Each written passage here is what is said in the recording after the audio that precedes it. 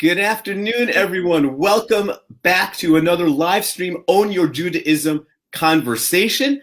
I am thrilled and excited to welcome a friend of mine, a co-entrepreneurial partner of mine, and really just a wonderful, wonderful human being, a mensch, and someone with such passion and joy for his Jewish journey, Dr. David Moss. David is a physician, adventurer, and social entrepreneur who has founded 2 nonprofits and also co-founded a Reconstructionist synagogue. The Illumignossi Project brings light to the world through innovative light-making workshops that bring inspiration and comfort to life's challenging passages or celebrate its important milestones. Participants create beautiful illuminated paper lamps embodying intention and meaning while exploring and nurturing their inner light so they can reflect and share it with the world. OrLanu, Hebrew for our light, employs similar workshops to share the light of Judaism with the world. Its 6 Million Lights project seeks to honor the 6 million Jewish victims of the Holocaust by putting light into the world through 6 million living lights. And you should, and everyone watching and listening live or later should know that David and I have spent hours and hours and hours, wonderful hours together, almost all of which have been somewhere in his living room or dining room or upstairs workroom, talking not only about putting light into the world, but really about Judaism and light in general. And I always love talking with you, David. I always love hearing from you. I love learning from you. Your energy and passion, they're infectious in a wonderful and positive way. So thank you again for your time, David, and for your willingness to join. Moishe, I always love being with you too and hearing you. So I look forward to this conversation. And where should we begin? Should we begin at the beginning? Yeah. Origin story.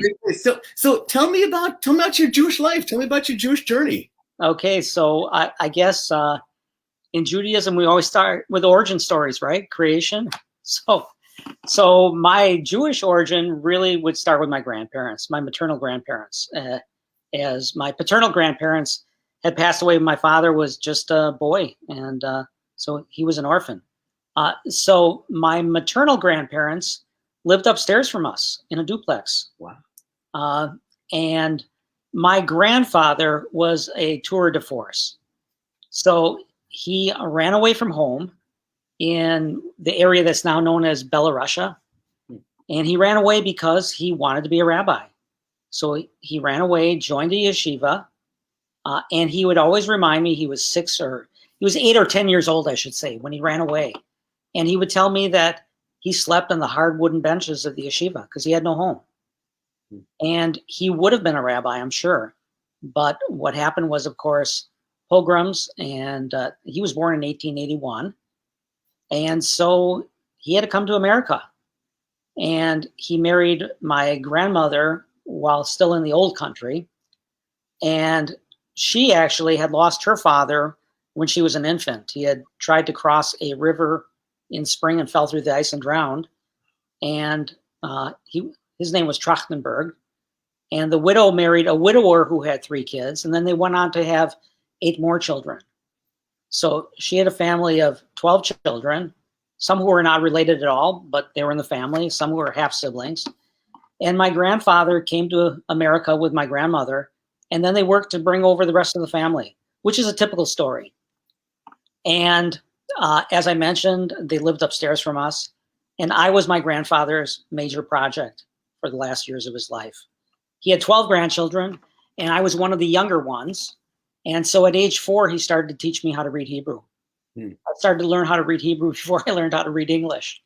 And I wasn't always the best student.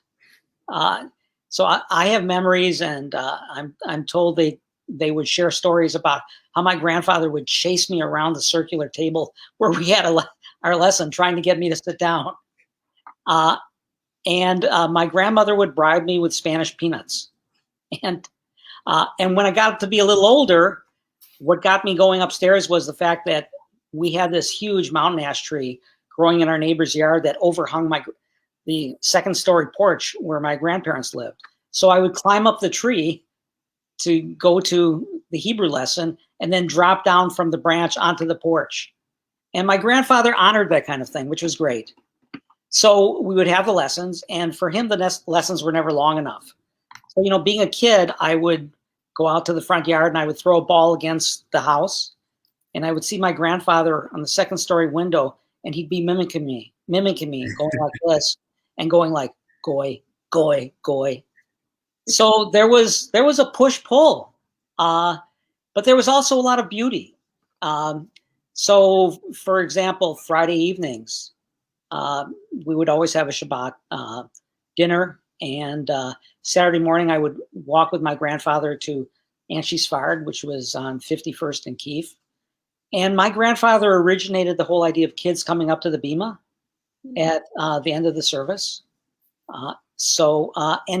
And Rabbi Shapiro, David Shapiro, who was an icon in Milwaukee, he was a scholar, he would often be a guest at my grandfather's house.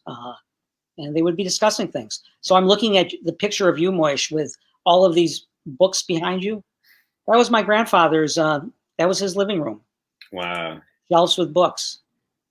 So he taught me the entire service. And when I was bar mitzvahed, I not only did the entire service, but the entire Torah portion. And that was before the days of triennial, the triennial cycle. It was Balak. And he had a beautiful melody. Unlike a lot of the other Torah melodies, it was in the major key. So it'd be Breshit bara Elohim et hashamayim haaretz hayatovohu vovohu. So you can gather how pretty that was. So I learned this unique trope. And my grandfather died just a few months after I was bar mitzvahed.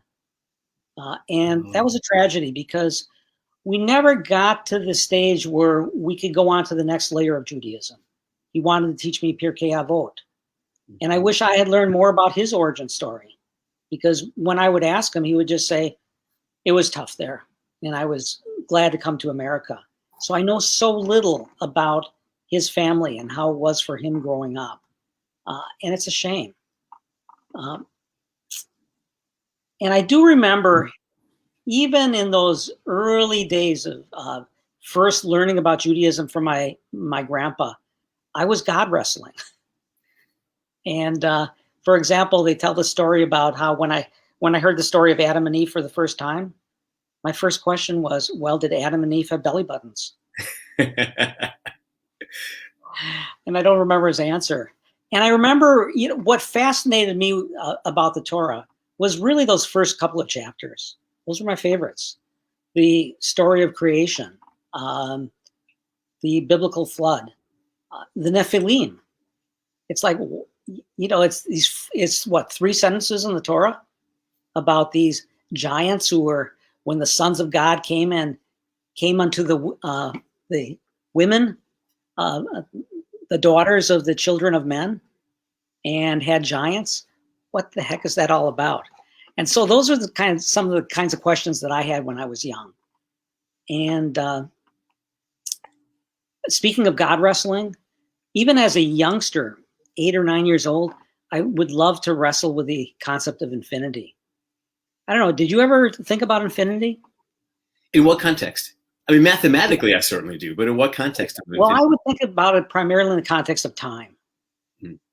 And I would think about what it was like to experience infinity. And I remember sitting up in the branches of this mountain ash tree where I did some of my best thinking, and just thinking about, well, infinity, that's enough time to count all the sand grains and all the beaches and all the deserts of the world, and then to recount them again, just for accuracy.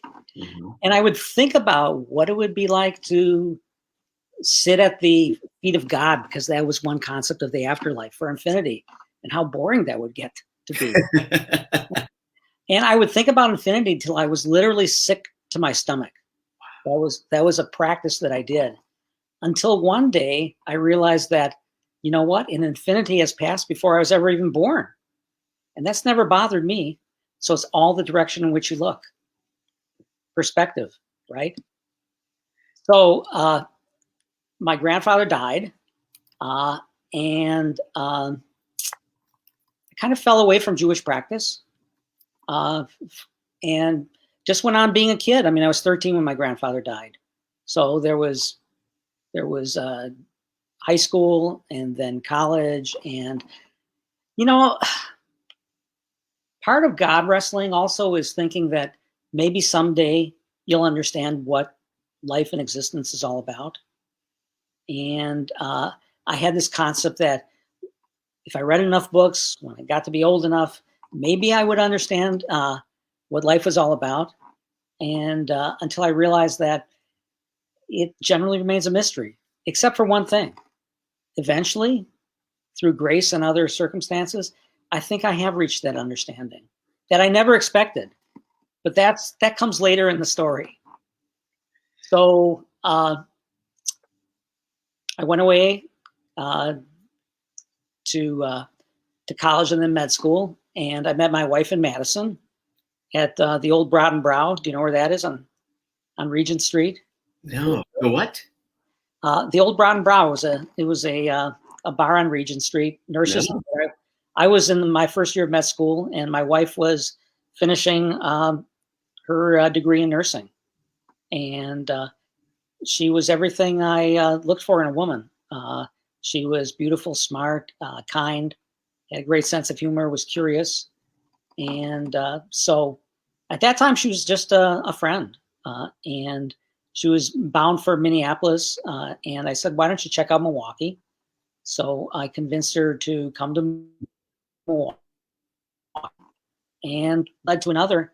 And it was clear that we were meant for each other. But there was one problem. And that was she was a Irish farm girl from central Wisconsin. And I could not see myself marrying somebody who wasn't Jewish. So it was a struggle. We broke up for a number of 3 or 4 times we broke up. And one of the reasons was I didn't feel it was right to ask her to convert. And I think that's a common problem, Moish. And I couldn't articulate that either, other than saying that I need to marry somebody who's Jewish. And I think for somebody who's not Jewish, that sounds like you have to be born Jewish. And we never really clarified that. And then one day my wife said to me, David, I'd like to be Jewish.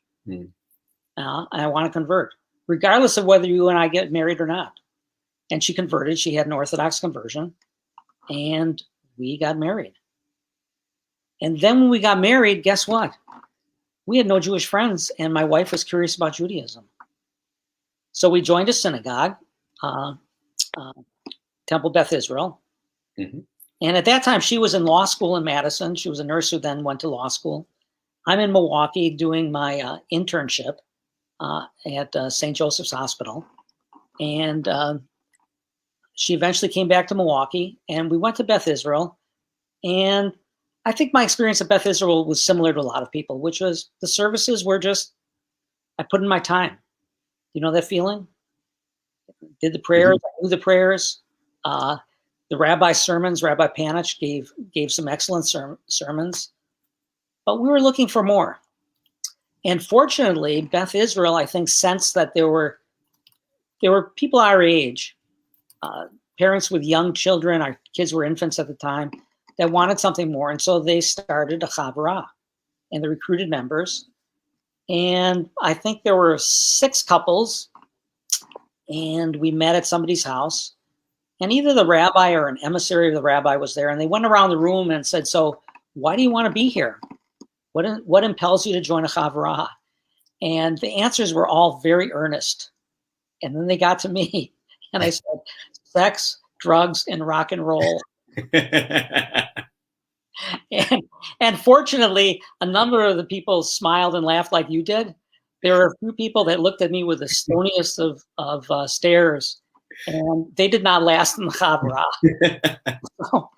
So 2 couples quit, and we got thanks to you, right? What? Thanks to you. Yeah, exactly. Well, I think there are other reasons, which is a lesson when you put together a group. You know what?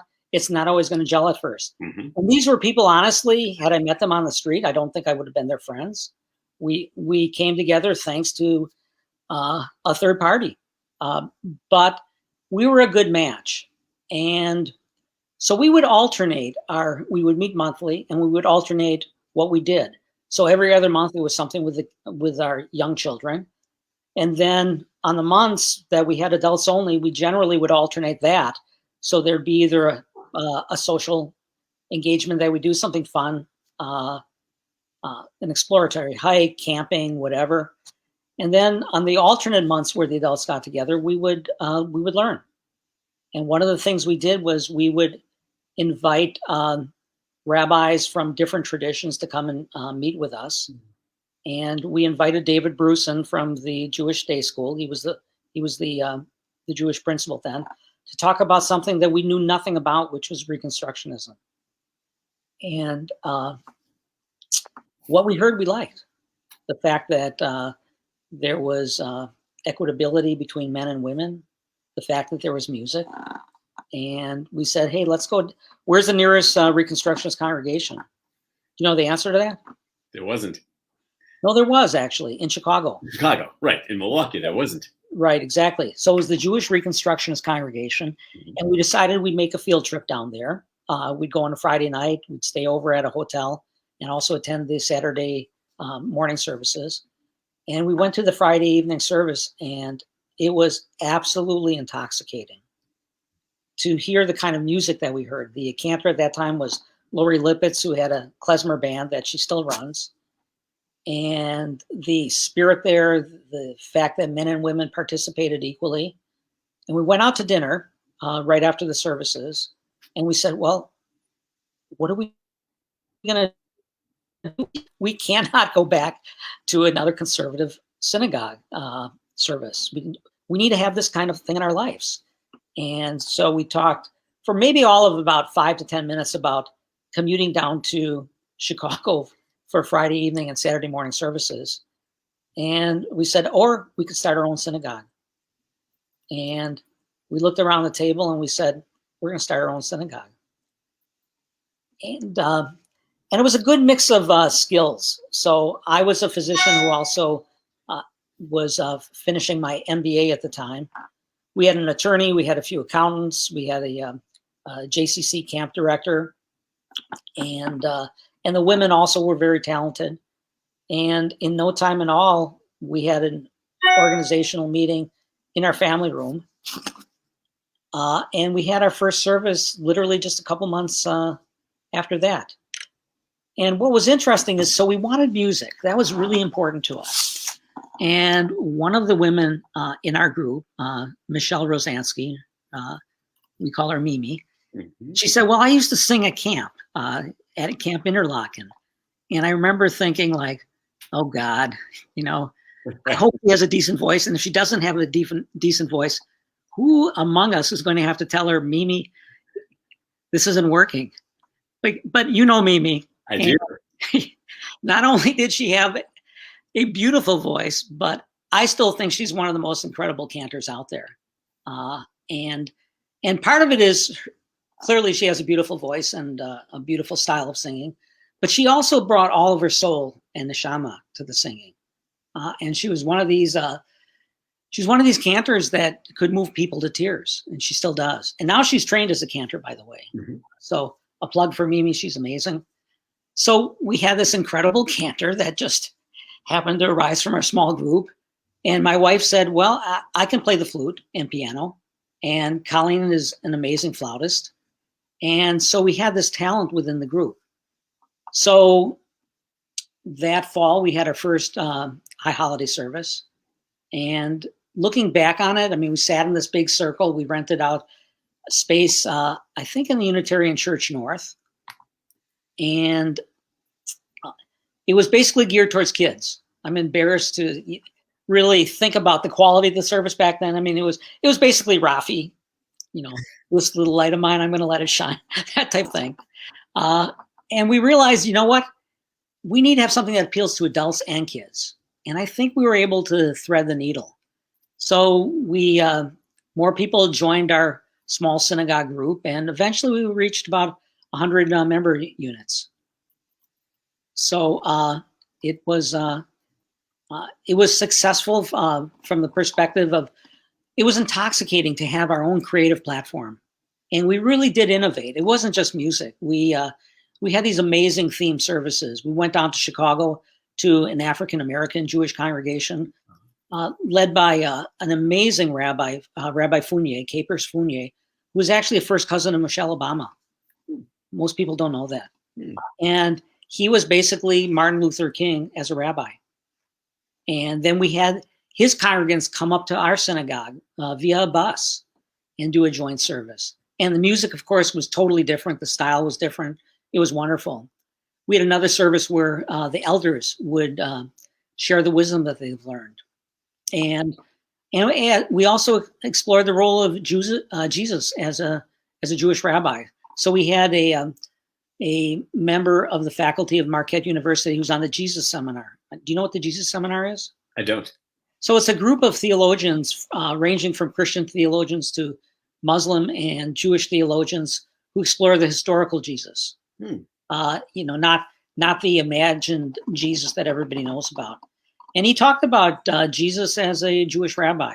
So we did some really innovative things and had a huge impact on our lives. It was the death of the Chavurah because the Chavurah became subsumed by the synagogue. And so that was really an important part of the evolution of my Judaism. But having said that, I would say also this. Am I talking too much, Mush? No, please, please. So, we view spiritual journeys as linear, like a string of beads, whether the beads are individual years or individual days. But journeys and life it's never linear like that. It's more like a web. And you and I know through for example, our experience with 6 Million Lights, where we deal with Holocaust survivors. And the survivors that participate in our workshops many of them are approaching 100 years of age. And the Holocaust at this point is literally at most 5% of their lives. And yet, even though it's remote and it's tiny percentage of their lives, it's still with them every day. It's a huge part of their lives. And I think if any of us look at our individual journey, it's like that. For example, for me, I still have this vivid sense of being 6 years old and walking by a empty lot one day, and there was a huge puddle on the lot. And as a 6-year-old, I convinced myself there were fish in that puddle. And if I got my fishing rod, I could catch those fish. And it was the most fantastic, intoxicating vision. It's basically about the power of imagination to create magic. And I think that's always been a guiding principle of my life, which is if we just use our imagination, we can create magic. And I think that's something that Judaism needs because creation is magic. So I guess the other thing I wanted to talk about, if we're going to talk about journeys, is we have, and especially if we talk about the Jewish journey, we have this tendency to create silos. So there's the Jewish silo, there's the non-Jewish silo, and within Judaism and organizations, we create these silos, and I don't see life that way. And so if I talk about my Jewish journey, there's as much about that journey that would not be strictly Jewish, but I consider to be Jewish because, let's face it, if at the heart of Judaism there's God wrestling, then there's a lot of ways to wrestle with God. So, and for instance, when I was 16, I had just graduated. I had just finished high school. I worked with a group of people to start our own first independent high school. It was the first student-run high school in the United States, actually. Wow. Yeah, it was incredible. We were featured on the cover story in the New York Times. Wow. We hired our own faculty. Wow. And there was a dark side to that, or you might call it dark side, which is this was 1970, and there were drugs everywhere. And here I was, 16 years old, going to this independent high school, and there were parties. And I remember going to a party sometime that spring, and somebody said, "Hey, why don't you try this?" And it was this little paper tablet or whatever that I put in my mouth.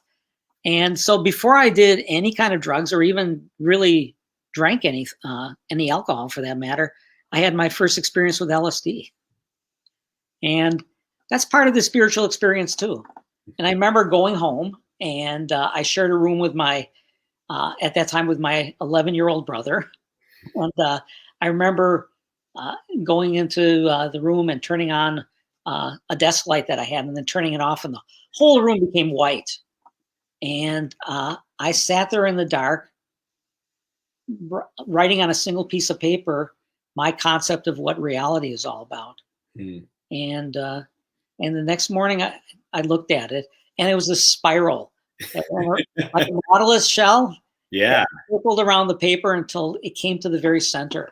And at the very center, there was a 3-letter word. Do you know what it was? Take a guess, Moish. God? No. That'd be a good answer. No, instead it was THE. I thought I had it all figured out. And I looked at that and went, I'm not sure what that's all about. I kept it for a long time. And I wish I had that piece of paper, because I'd love to ask if you still do. I wish I did. Somehow I lost it. But I remember, the turmoil of that time. And I remember the very next week I was in Madison at a party at a fraternity. And there was literally every kind of psychedelic you could imagine. And I had such a good experience with that one time with LSD that I was trying to figure out, what am I going to do next? And I had this thought, you know what? Here I am, I'm 16. I really want to do these psychedelics. It just doesn't feel right. It's not anything to trivialize. I need to be older and more mature. And so I decided to wait until I was older and more mature. And for me, guess what that meant? 18, 20? It ended up being not until I was about 60. Oh, wow. Yeah. So like everybody else, I mean, I occasionally did cannabis. And as I got to be older, and I hope it's okay to talk about this, because I think this is part of spirituality. Sure. And honestly, David, anything you talk about is wonderful. It's your journey. And I would say this. I would say that there are a number of, I think, good scholarly sources that suggest that ancient Israelites, that there was the use of psychedelics, cannabis, etc.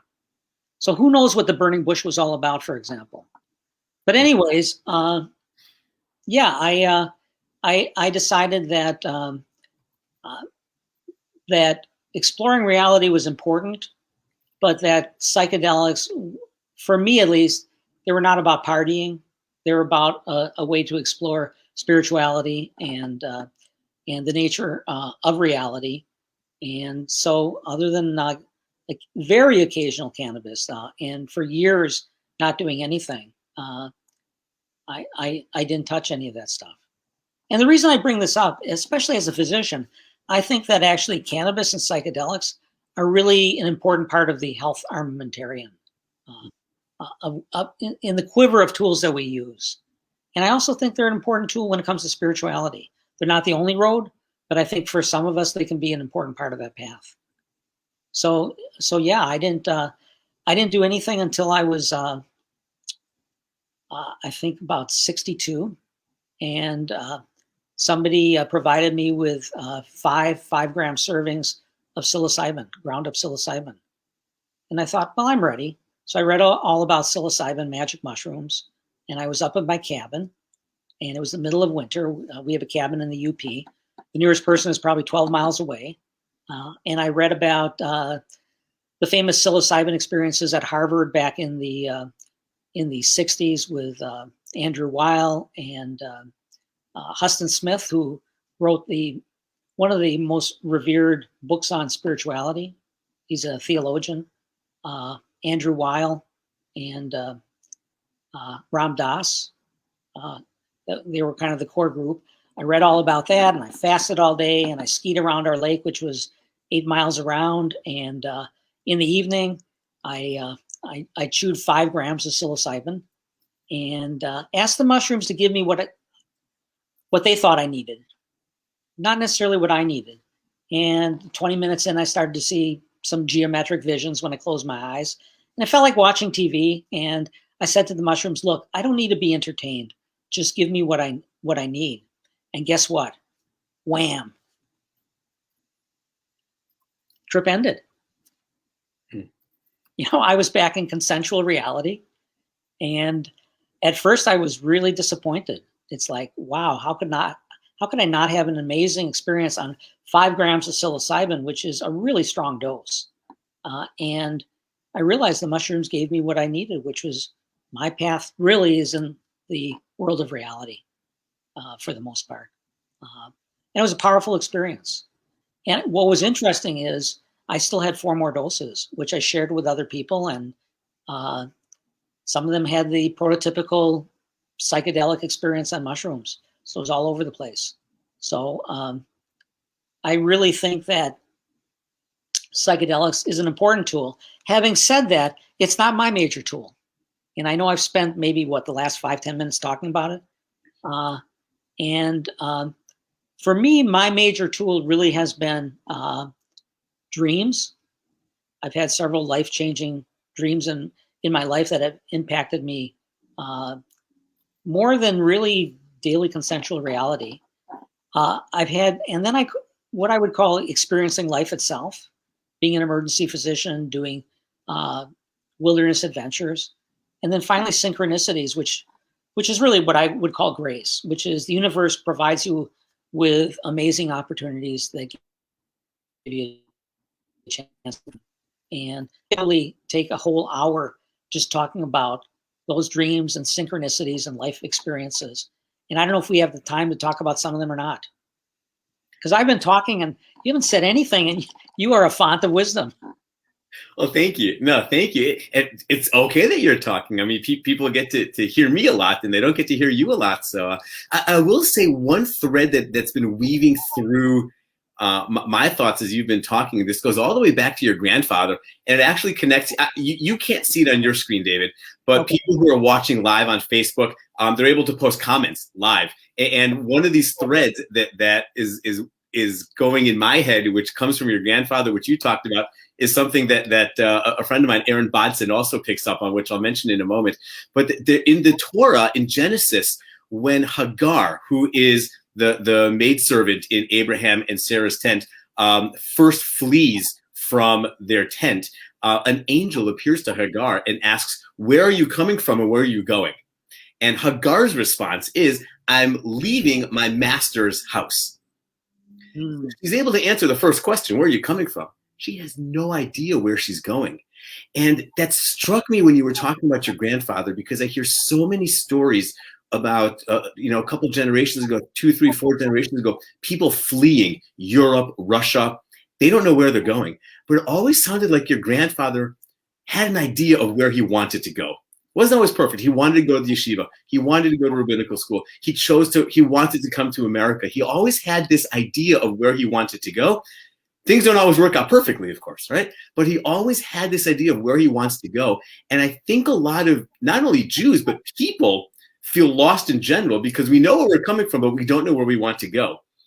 And I think that connects with your inquisitive mind, right? Even when you were a kid, you always wanted to go to a place where you could ask questions. You wanted to wrestle. You wanted to be in the mud, right? You wanted to engage with this. And this is where my friend Aaron's comment comes in. He writes, my 5-year-old daughter, my 5-year-old on a regular basis says to me, "The world can't go on forever, Abba," which is the Hebrew for father, when we discuss the idea of infinity, right? And then she asks about the limits of God's power. So just like you as a kid exploring this concept of God and infinity and this unknowing, you wanted to go there. Here's another 5-year-old kid, right, who wants to go there too. And I think you're opening up for us this world of possibility where this exploration is good and healthy. It is certainly one path to creating a rich spiritual life, asking all these questions, right? Because I know a lot of times people feel scared to ask questions. Sometimes Judaism even tells you not to go too deep into the muck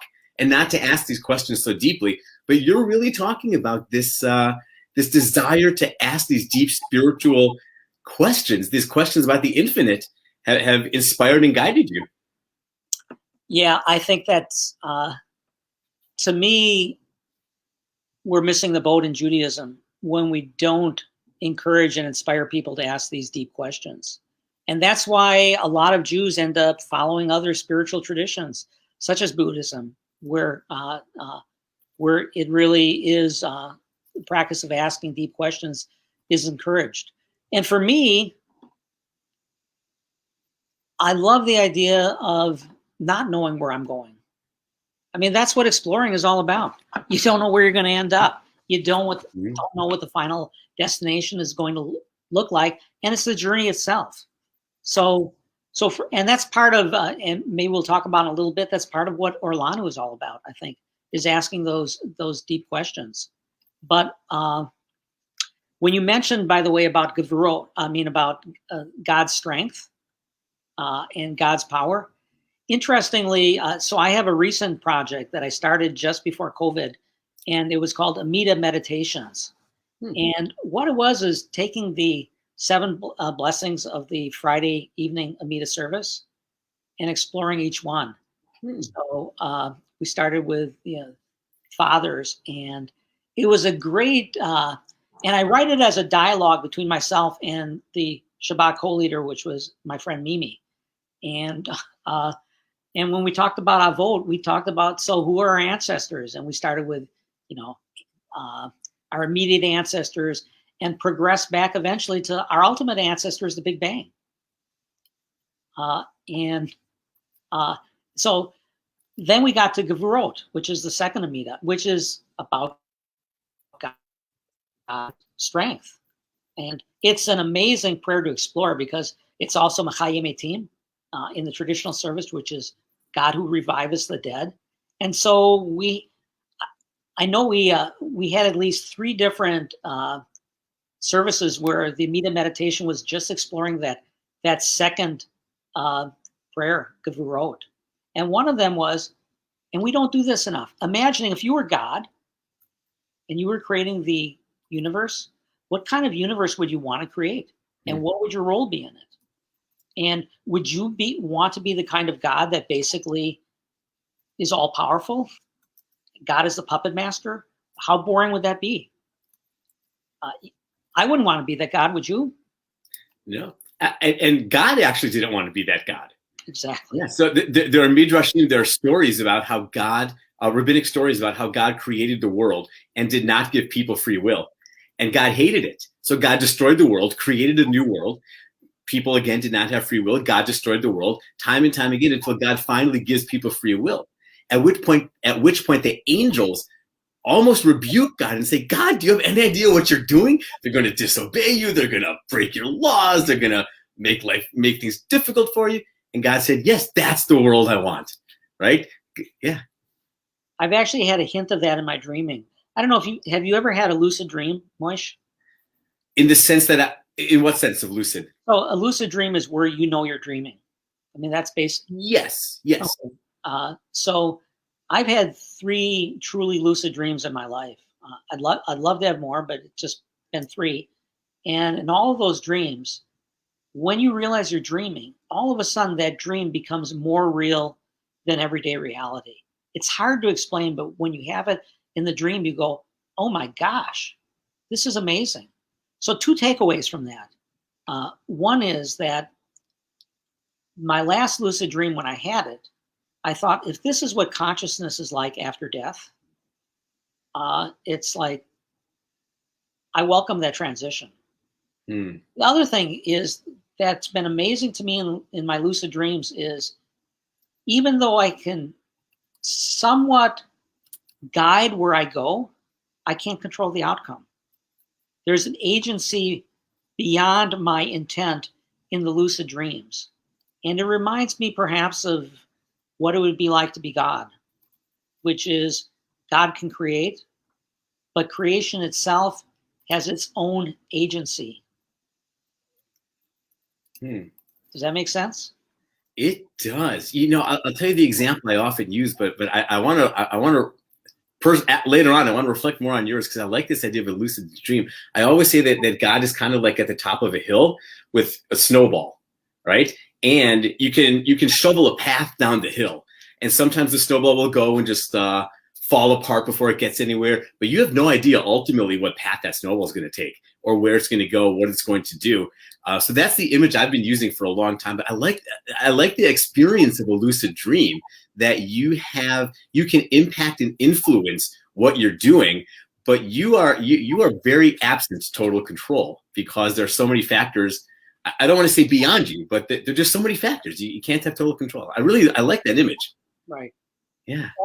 I think we tend to infantilize what God and religion is all about. Mm-hmm.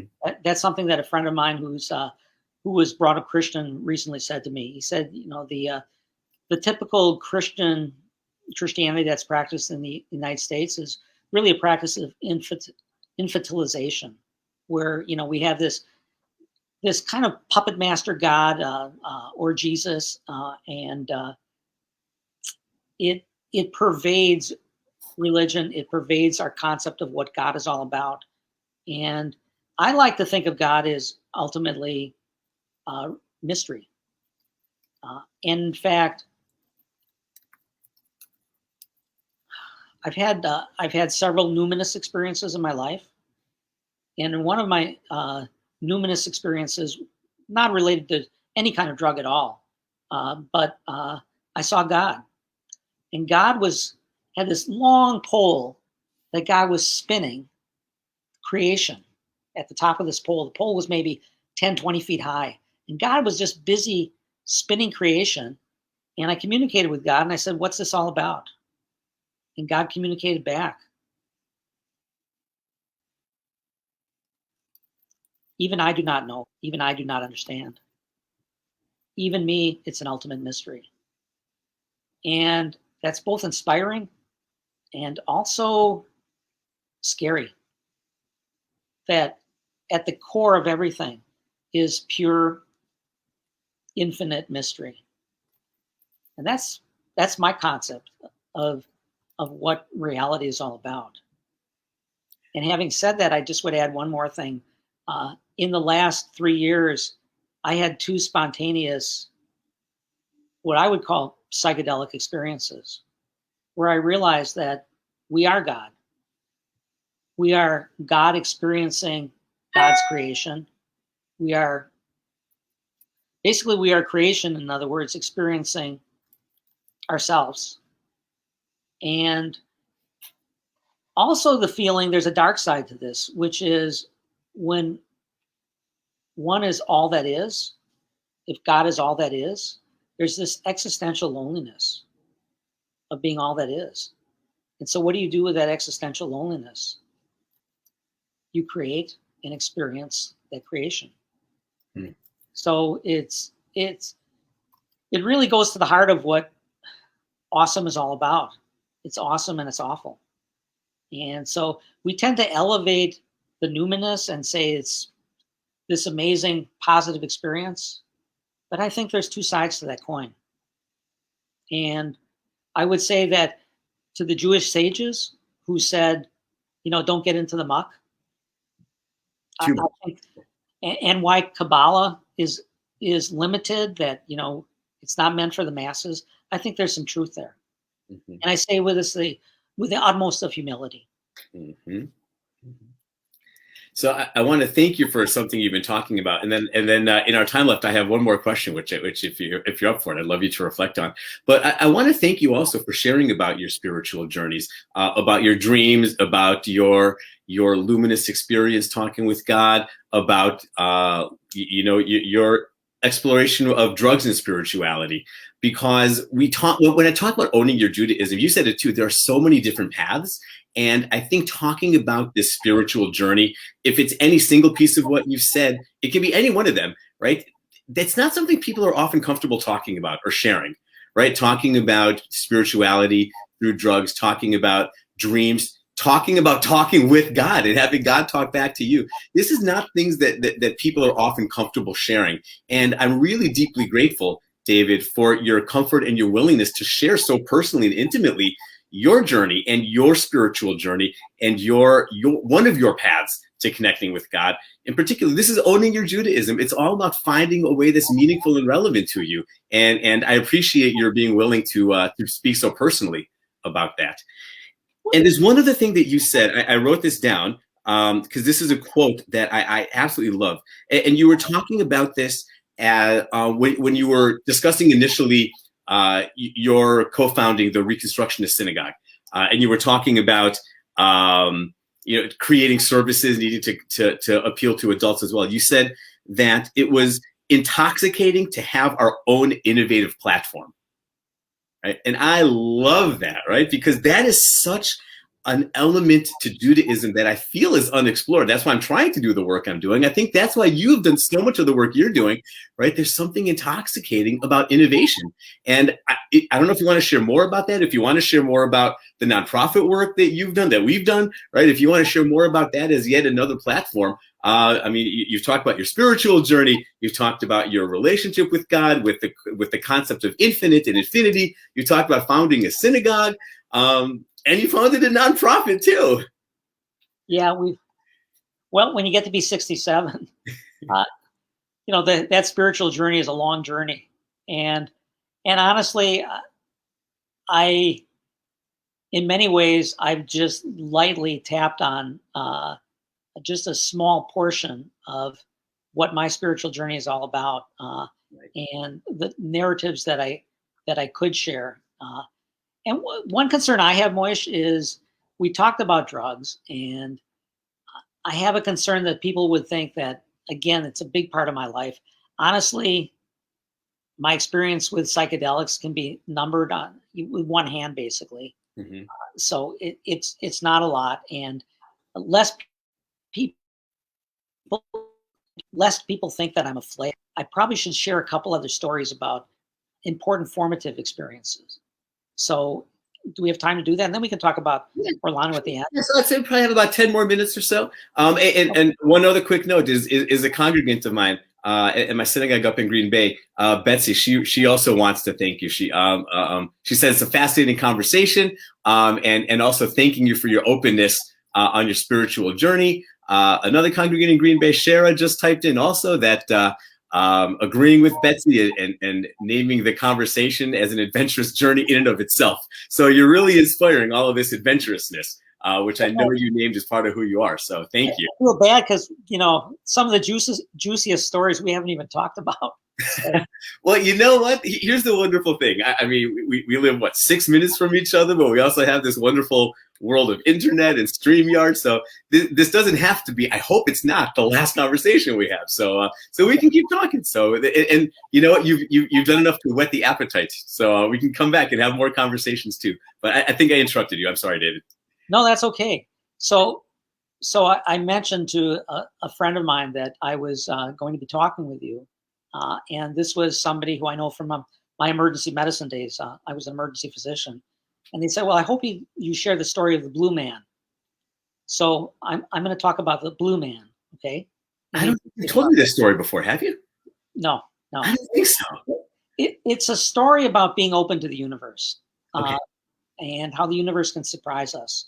So early in my career, I was working at St. Joe's, doing the day shift, and this was in the afternoon of the day shift where we have some double coverage. And it was a beautiful summer day. And it was one of those days where the ER should have been bursting to the seams. But instead, it was this unusually quiet day, so quiet that I actually played chess with a colleague of mine, which I had never done before. And then my shift was due to end at 3 p.m. There was literally one patient in the whole emergency department, and my colleague was seeing that patient. I'm standing by the door ready to go out, finish my shift. And as usual, it happened to be that the colleague that replaced me, as usual, was late. He just had as emergency physicians, being on time is really critically important. This guy was habitually like 10, 15 minutes late. Mm-hmm. So it's past 3 o'clock. I want to get outside. I want to go home and take a jog.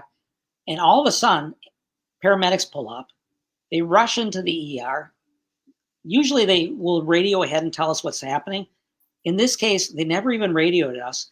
And they come in running with a stretcher where this man that's absolutely blue is on the stretcher. They're doing CPR on the man. And they go, code blue. He had a cardiorespiratory arrest. It was a gentleman who choked on a piece of meat that was made. He was at a restaurant and he was eating 3 blocks away. So he choked on this piece of steak. And paramedics are very good at actually dealing with airway emergencies. They had tried to extract it, they couldn't. And here it was, it's 10 minutes past 3. I should be driving home at this point. And instead, I basically have the ultimate final exam for an emergency physician, which is this gentleman in cardiorespiratory arrest where literally every second without oxygen, he's killing brain cells. So I follow them. I grab a laryngoscope, and I know that if I can't get this piece of meat out within a matter of 10, 15 seconds, the next thing I'm going to have to do is basically open up, cut into his airway. It's called a cricothyrotomy. So I take out the laryngoscope and just very calmly insert it. I see this chunk of meat way down in his trachea. Ask for something called a McGill forceps, which is his long forceps. Reach in, grab it, yank it out. Took all of probably 10, 15 seconds. Put a tube down his throat because he still, wasn't breathing. And by that time, a respiratory therapist had arrived, and we start bagging the patient. And his pulse comes back up, and I go ahead and make preparations to admit him to the ICU. And everybody's cheering in the room because it really is an amazing save. And I'm just thinking, shoot, he's probably brain dead. He's going to go to the ICU. He's going to be on a ventilator. And it's actually going to be, it's not a happy ending. It's going to be a sad ending. So I spend the next half hour arranging for admission, etc. And the nurse comes back in and she says, Dr. Moss, he's waking up. He's fighting the tube. So I come back in and I extubate him. And he's actually alert and conscious. And what does he say? Well, my teeth. Well, my teeth. Which means, where are my teeth? And I looked at him and I go, I don't have a damn clue where your teeth are. Paramedics must have removed it. And he keeps on repeating, where are my teeth? Where are my teeth? And, I couldn't really answer him. And then meanwhile, his wife had arrived and she wants to talk with me. And so I sit down in a room. I explain in a room what happened to her. And she says, where are his teeth? He needs his teeth. And the story's not over. And I'm thinking like, oh, so this is, I'm glad he's doing okay, but this is what gratitude is all about. Because they were really very upset about this. And for years afterwards, when I would, this was one of the narratives in my story, which is when I would instruct young emergency physicians to be, I would say a couple of things. Number one, don't expect gratitude. Here's a story about saving somebody's life and you want to know where their teeth are. And number two, as far as the tunnel, when you die, the near-death experience, this was the best example that we'd ever have of that. And guess what? There was none of that. It's just, where are my teeth? So 10 years later or so, I was sharing the story at an emergency department party. And one of the nurses who was listening to the story said, but Dr. Moss, that's not the end of the story. I said, what do you mean? She said, I was a nurse that worked with you that day. I said, yeah, so what was the end of the story? She said, well, he wanted his teeth because he wanted to tell you exactly what had happened. And he described you putting a tube down his throat. He described, the tie you were wearing, the stethoscope around your neck. And he wanted to tell he told this whole story about going down a tunnel in the white light and wanting to go to God and being told, no, it's not your time. But that's not the end of the story either. She said, Dr. Moss, that maybe a half year after this, she had just been married. She was pregnant, and her husband, they'd been married maybe a year. He died of cancer. And she said, what got me through this whole experience was this man's story. So for years, this was a story to me that was my cynicism, and it was exactly the opposite. And interestingly, I didn't realize the other side of this, which was also, I had cursed that doctor for being late. And incredibly, had he not been late, none of this would have unfolded. So what this story is all about is grace, serendipity. And the universe provides us with these experiences if we're only open to them. And in my case, it literally took 10, 20, 30 years. I mean, I'm still learning because it was only recently that I thought about how lucky I was that the doctor was late that day. And so when I curse somebody for being late for an appointment, last week, I think of this emergency physician who was late and how it gave me this amazing experience. Wow. I wanted to just share that story. I have more stories like this as an emergency physician, as a human being, but that's just one story. I'm so glad you did, and we'll wrap up with this. But one of the things you said earlier, David, is that you can't put Judaism in a silo, right? That everything is this experience. And you don't have to be a Jewish physician to have just told the story you told. You don't have to be someone connected to us. Any doctor in the world of any faith practice or any non-faith practice could have told the story, right? But this is all wrapped up together, just part of this wonderful serendipitous mystery, which is both affirming, exciting, petrifying, all at the same time. And I love how your story just encapsulated all of this mysteriousness of life, of Judaism, of infinity, of everything. So thank you, David. Thank you for sharing this story. My pleasure. And I'm looking at the time and I'm feeling a little guilty that we didn't even talk anything about OrLanu and the 6 Million Lights Project. That's okay. You know what? But you said it too, right? Noah's journey is linear. And the other thing that you said, and you talked about journeys perhaps more as a web. What jumped to me is that it's not that that rather than calling them linear, I'm looking at a journey as non-proportional, right? In other words, the 30 seconds that you spent with that patient certainly is magnified in your life far more than, most 30 seconds, perhaps almost any other 30-second, window in your life. So we talk about non-proportionality. So even though we didn't yet talk about OrLanu and some of the other works that you're doing, again, if you're up for it, I'd love to have you back. We can talk more again. But you talked about some of the things that were really disproportionately impactful for you in your life. Well, so, thank you. If the audience is up for it and there's requests, I'd be happy to come back because, like I say, we barely touched on it. Great. Let's tell the audience. No, what? Go ahead. I'm sorry. I was going to just share with you a couple more comments, but whatever you're going to say is going to be far more important than anything I'd say. Well, I just wanted to say that if the audience wants to know more about OrLanu or our 6 Million Lights Project, and it is an amazing project. It is. Real simple. Just put in 6ml.org or OrLanu, which means our light, OrLanu. OrLanu.org. Great. Thank you. And I preempted you. You were going to say something. I was going to share all the wonderful comments, but you know what? I can share that. You can look at them offline. Just lots of appreciation, David, for your time, for your stories. Kudos for you as a storyteller, and lots of calls for you to come back again. So I'll reach out to you, and we'll invite you again. We'll talk more about OrLanu and hear more about more of your wonderful stories. And I have an invitation to your audience. Please. I love hearing about synchronicities because I think that's the universe's way of tapping us on the shoulder. So if your audience has stories that they would like to share, I would encourage them to email you. Do they have your email address? Yes. Yep. And if not, you can always just post a comment in here. You can PM me, but my email address is readily available. Or if they want to email me, do you want to share my email address? It's your email address. You can share it. Yeah. What is mine for OrLanu? I don't remember. Oh, no. David at OrLanu.org, I'm guessing. I don't know. I don't remember. Oh gosh. I think it is David at OrLanu. Wait, is there a way of just checking real quick?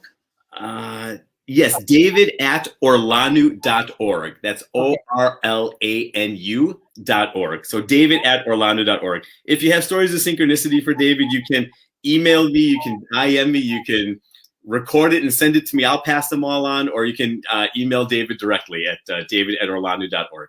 And I just want to put in a plug for you, Moish. I think you're amazing what you're doing with Judaism. Thank you. And my voice is cracking because I'm just so impressed with the neshama that you bring to Judaism. Thank you. And I have to say, having worked with Moish in some workshops that we've done, when I witness Moish doing spontaneous prayer, it is the most amazing thing to behold. It really is moving. So if Moish has an opportunity to do a workshop, and we will go back in person at some point in the near future, I would encourage folks to attend. Thank you. That's very sweet, David. Thank you. And I've loved working with you and listening to you, learning from you, and being a friend of yours. It's been an honor to have you as a friend of mine as well. Thank you. Thank you again to Dr. David Moss. And for those celebrating holidays coming up in the next few weeks, Easter, Passover, wish you all wonderful holidays. Thank you again. Okay.